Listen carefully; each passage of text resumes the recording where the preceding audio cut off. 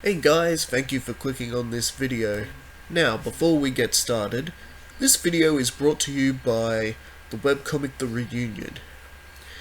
It is drawn in a manga style. It is intended as a slasher comic as well as a comedy. I recommend you check it out. There's a link in the description for those interested. Episodes are also updated pretty regularly. Now, on to the reason you're here. Recently, I've been watching the Joker Rising fan film series and wanted to do a review on it and express my thoughts, what I thought of the film, what I liked, what I didn't like about the films. So first off, we'll start off with the first film, Joker Rising.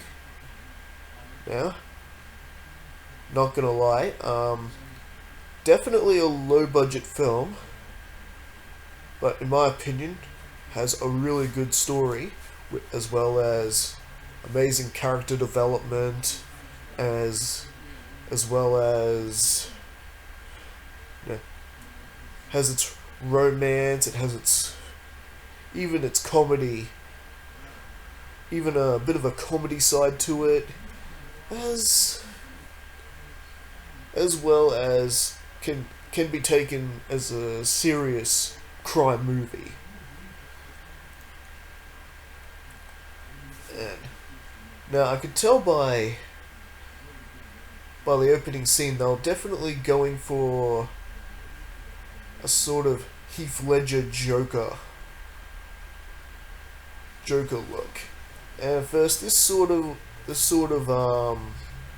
gave me doubts about the film, because I don't know who's gonna exactly top a performance like Heath Ledger's Joker, but Dylan Hobbs, the man who plays Cyrus, aka the Joker in this film, actually does a really nice job.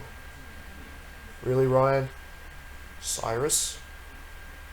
Joker has a real name in this film? Yes, Joker has a real name in this film, which of course those of us who have read the comics understand. We never really find out Joker's real name, but in the films, he's had quite a few different real names, such as Jack Napier in Tim Burton's Batman, and of course Arthur Fleck in the new Joker origin film that just came out in cinemas last week.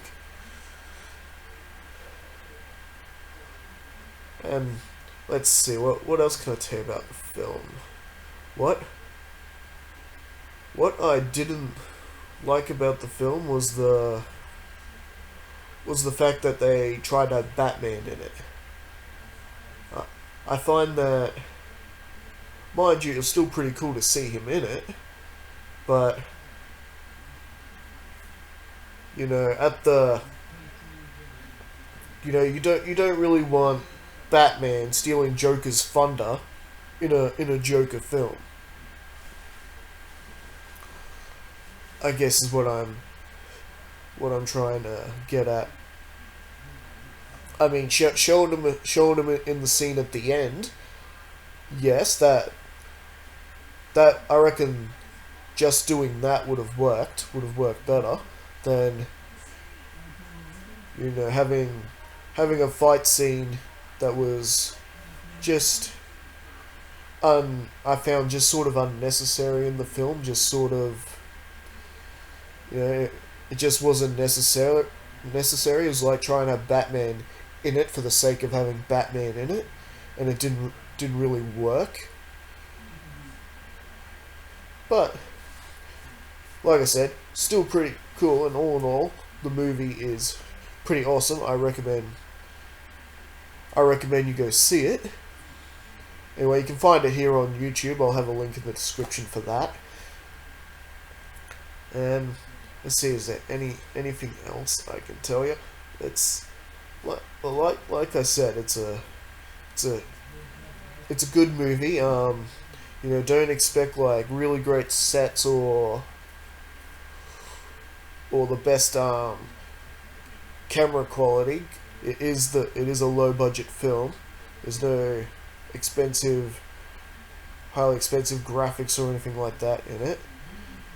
It is a fan film, but the story is just amazing, and the character development, especially through Cyrus's eventual transition into the Joker, it's just really awesome. And in terms of it being sort of based off the Heath Ledger Joker with the look, Dylan Hobbs does not disappoint. So I recommend you go check that out. Alright, and now we'll go on to the second film, Joker Rising 2: The Clown Prince, which I only watched just last night. Now,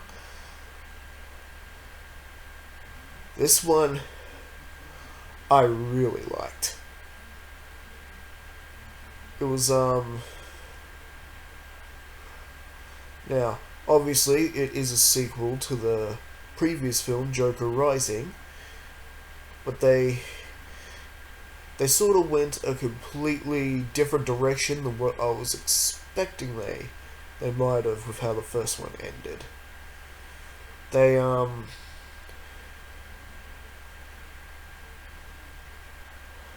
well, how to put it? Now first, I think the budget may have been higher for this one, with, I don't know, the quality of picture just seemed a bit better, and, it had a few more characters in it, like, for example, they had Harvey Dent Two-Face in it, and the guy who plays Two-Face in the film does an excellent job. Him along with Dylan Hobbs returning to the role of the Joker, it just really painted a really good picture and made a really good film out of it. And at first, it definitely had the whole, you know, how the Joker, you know, always inspires madness in other people, just like he does in the comic books.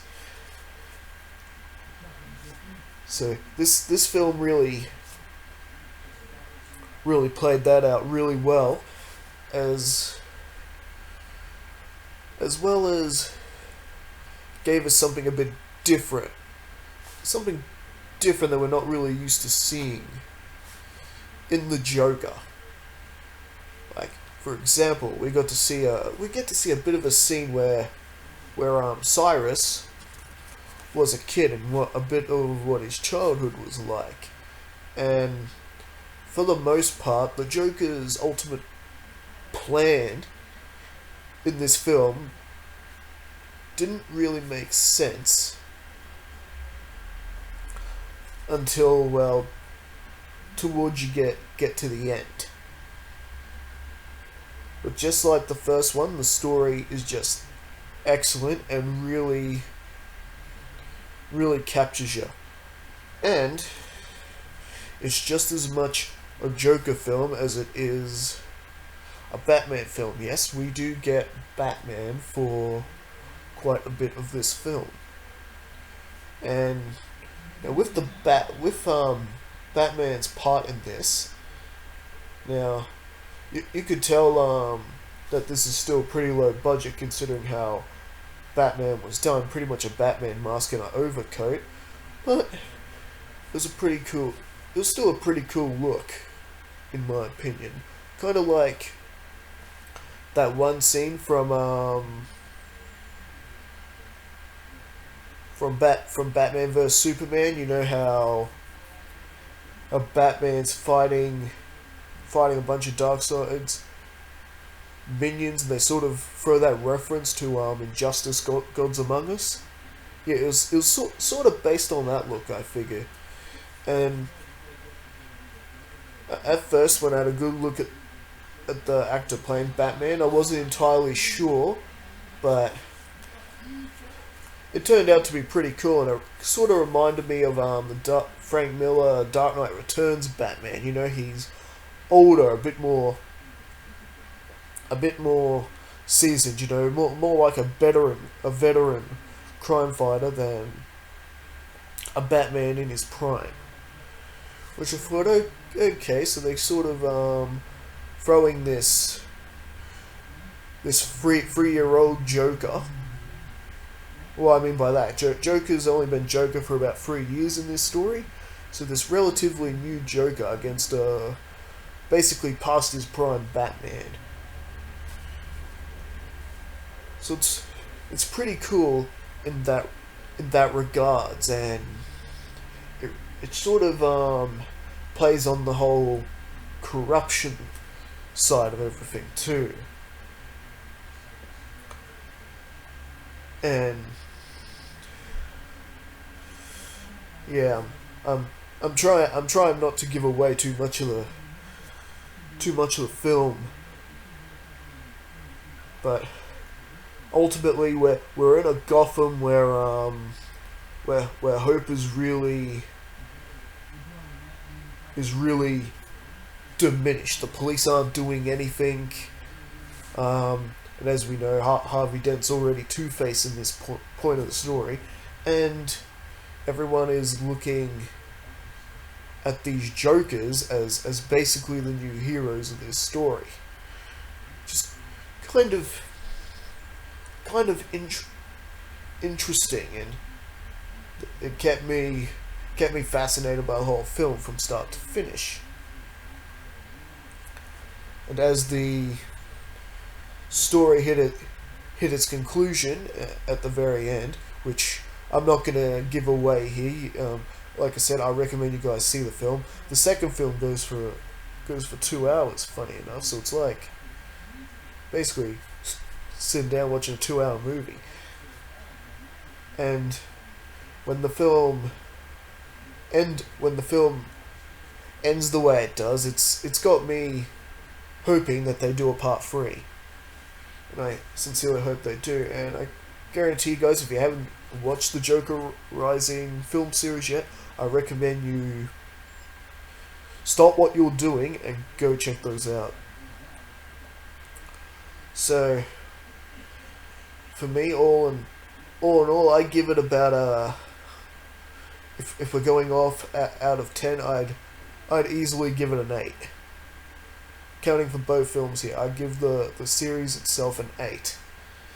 I guarantee you guys, you watch this, you won't be disappointed. You'll get a very interesting Joker origin story, as well as a unique take on all the characters of the Batman universe.